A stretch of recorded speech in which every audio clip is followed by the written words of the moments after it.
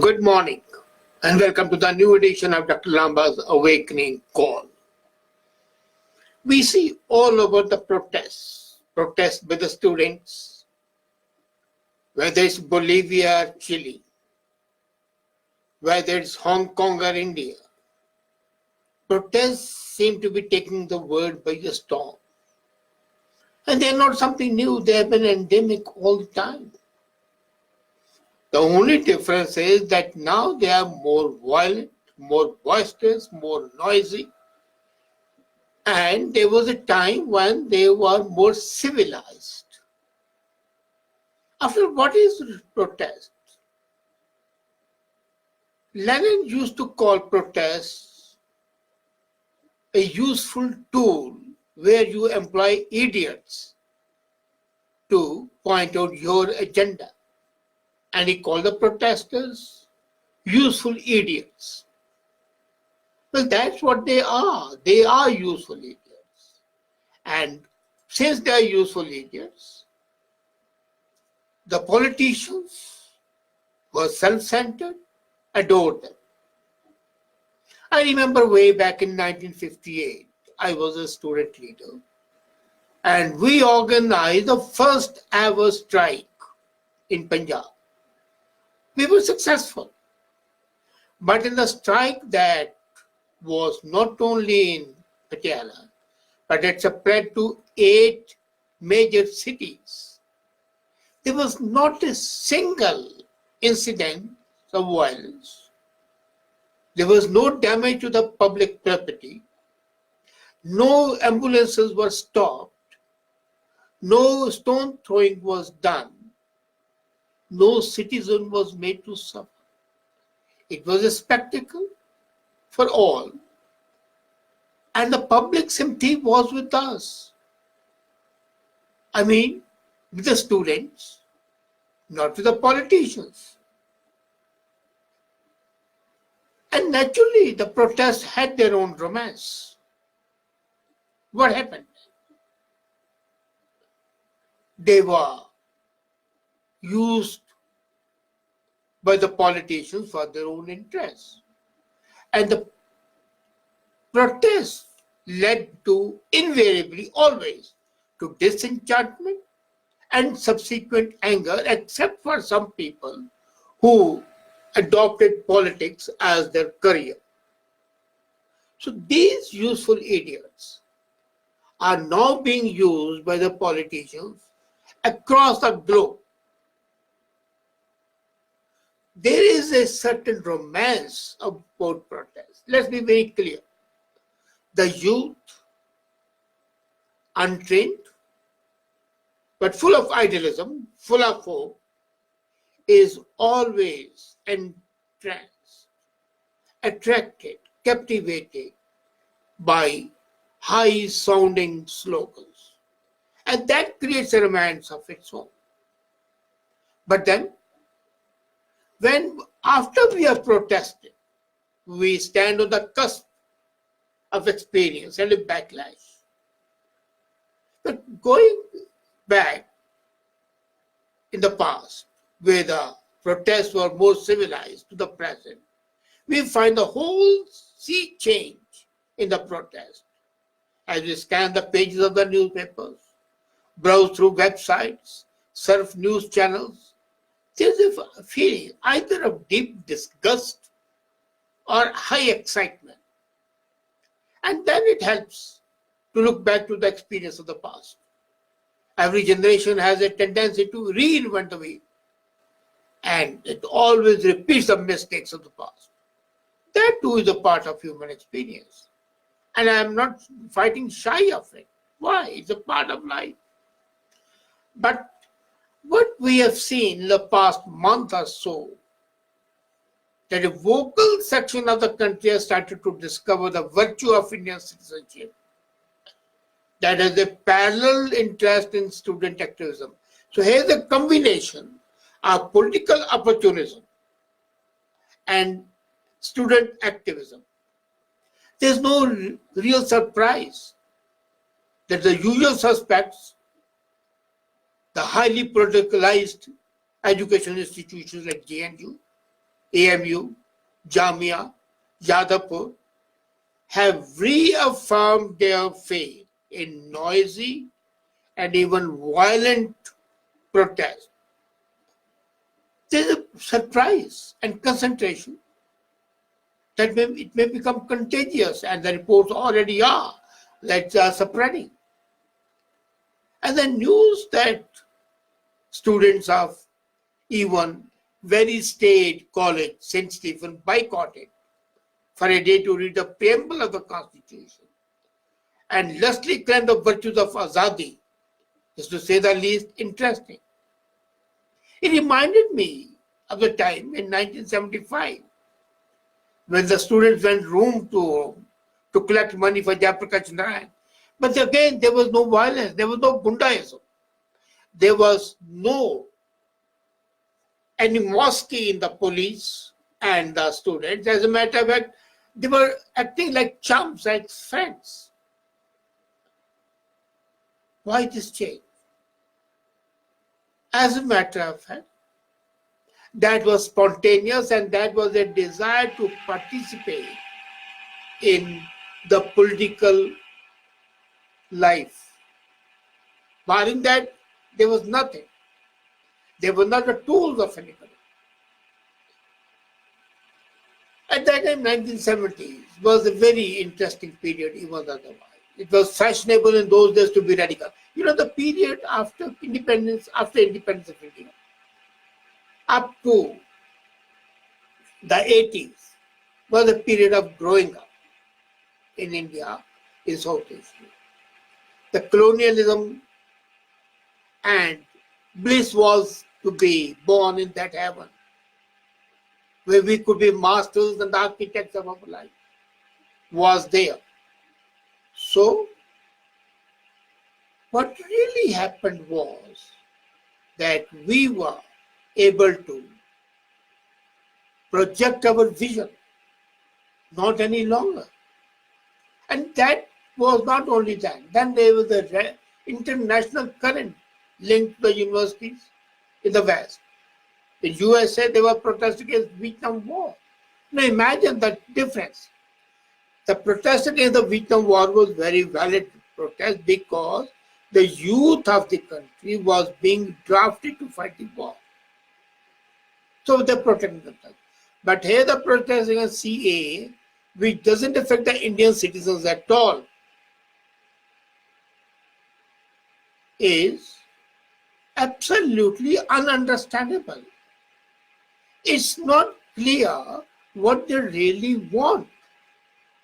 So, what's the problem? The problem is that the whole concept of the political chicanery,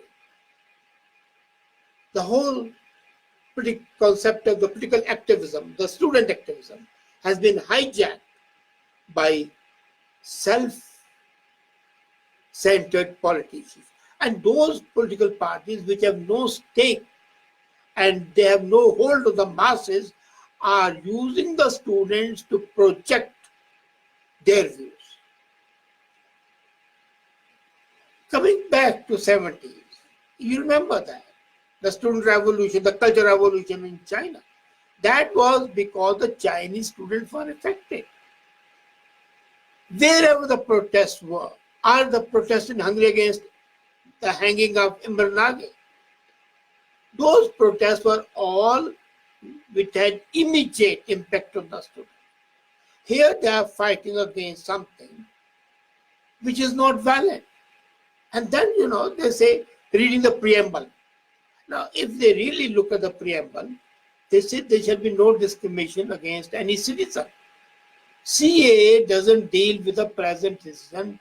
It deals with granting of the citizenship to the persecuted minorities.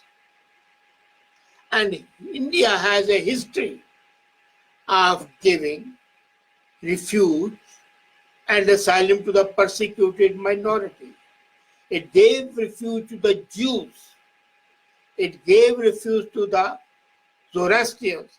And the only community in the world, small community, Parsis or those Zoroastrians, are in India, where they were given refuge when they were persecuted in Persia. So, as a matter of fact, the romance has gone sour. It's become risky.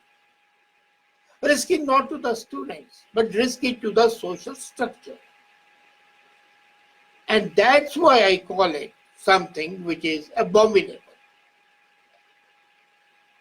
Can you imagine the poor students in China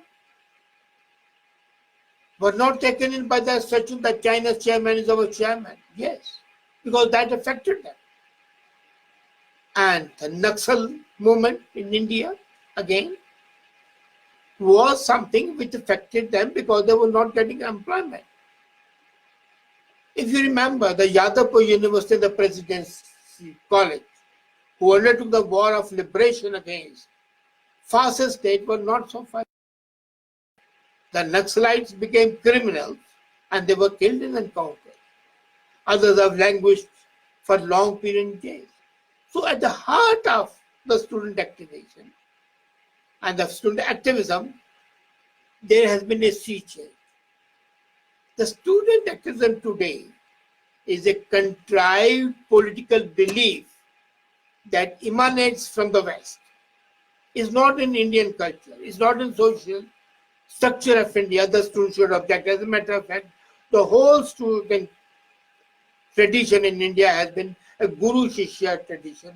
The guru, the teacher says something, the students follow. And this activism is a plan from the West to India. So, what happens then? Why is it that this plant is taking roots? It's in fact a contrived political belief, reshaping Lenin's belief that the working class constitutes the violent revolutionary vanguard. So the working class has been replaced by the professional students. In GNU, are you aware? They are students of the age of 45 still doing their graduation because they are paying 10 cents per month as a room rent, about $50 per month for the meals. So spending about $1 every month and having an air-conditioned room, excellent meals. When I was in Delhi, I used to get meals from GNU hostel many times. I am not denying it. So that benefit is there. So when the normal rent in the market would be about 30,000 rupees, they are paying 10 rupees. So the professional students from Bihar, Bengal, and South India, which are the bastions of political opportunism and leftist ideology, which otherwise has no hold in India. So they are making JNC and the fundamentalists in Jamia having the same benefits. So it's interesting to see how the activism has become the stranglehold of the leftist and the fundamental forces. So these protests are motivated protests, full without any romance, without any idealism, just the name the students are there. So it's interesting to know one thing, the new left approach in 90s that has made it come back in India now. Leftism is all over the world. But there are some people in USA like Bernie and Cortez who want to bring socialism back, and same is in India. So what's really happening in India is there's no worthwhile political opposition to Narendra Modi. They have no agenda which can capture the attention of the people. So why not create a condition where the students are able to project their vision? Now, students are always viewed as dispassionate, and neutral people. They are supposed not to have an agenda. But here they are being used as tools of the political parties. And all this talk of waiving the constitution, reading the preamble, is a hogwash. Because if you analyze CAA, which I have done in my article, and in a couple of my comments here, you would find that there's not a single word which goes against the Indian citizens. There's no danger to anybody losing the citizenship. There's no mention even of any, shall I say, even a hint of discrimination against any religion. No, it is only dealing with the persecuted minorities from the other countries, that they will get preference or immediate citizenship. Is a fast track system. The same is the rule, wonderful rule in USA. That the persecuted minorities will get. And then coming to the persecuted majority, say the Muslim, there is no objection that they can get the citizenship. They will not get the citizenship under the fast track envisaged under CAA. They'll get the citizenship in the normal routine course. So there's nothing wrong with that. But the protests are there, the violence is there, the destruction of the public property is there. And the romance has fled. The romance that was in the protest, which were a sign of youthful exuberance and zest, has been replaced by cynicism, utter disregard for all civilized conduct, utter disregard for the public property, and is in fact full of masterminds who are somehow or the other manipulating these students for their nefarious interest. The romance has become risky. And the sooner the students realize, the better it will be for them. Thank you.